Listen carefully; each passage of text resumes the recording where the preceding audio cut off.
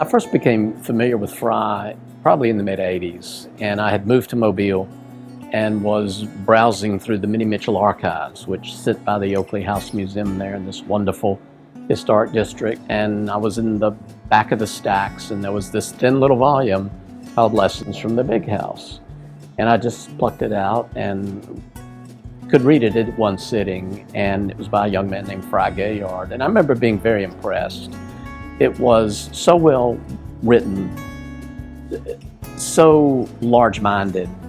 It really stood out. Well, Frye, damn him, is one of those people who are so talented and versatile that it makes you almost not want to attempt similar kind of things yourself.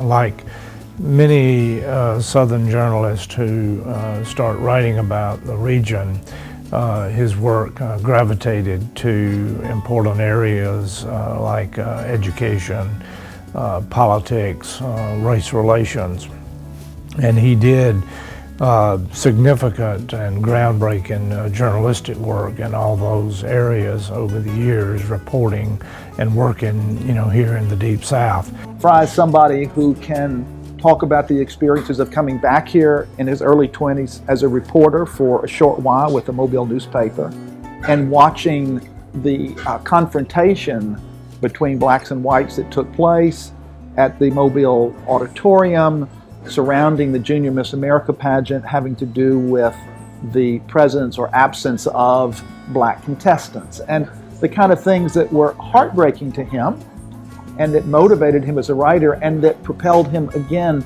to put these stories on paper. Frye, through his gift of language and his ability as a wordsmith and as a thinker and as a researcher and as a synthesizer of history, creates stories that we can all be a part of and we can find our place in. And that helps us have courage and inspiration for what we need to face into the future and going forward. So Frye's stories are often about our history and about our past, but I think they point us to the future too.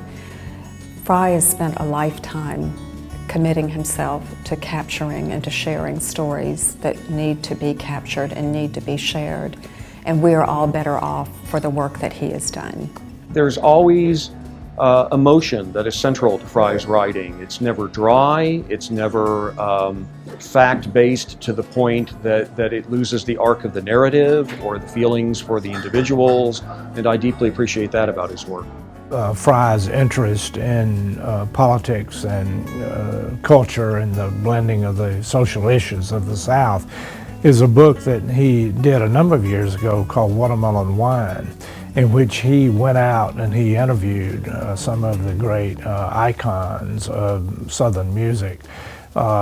People like Johnny Cash, Waylon Jennings, and others. He compiled these into an outstanding little book called Watermelon Wine. And ironically, a lot of the figures in the book are now deceased, the people he interviewed.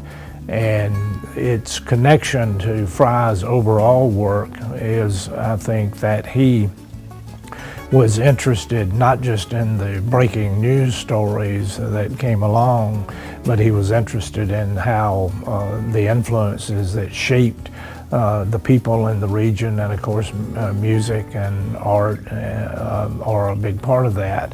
And so Frye was able to get these people to talk about themselves and their work in a way that reveal qualities about our state and our region.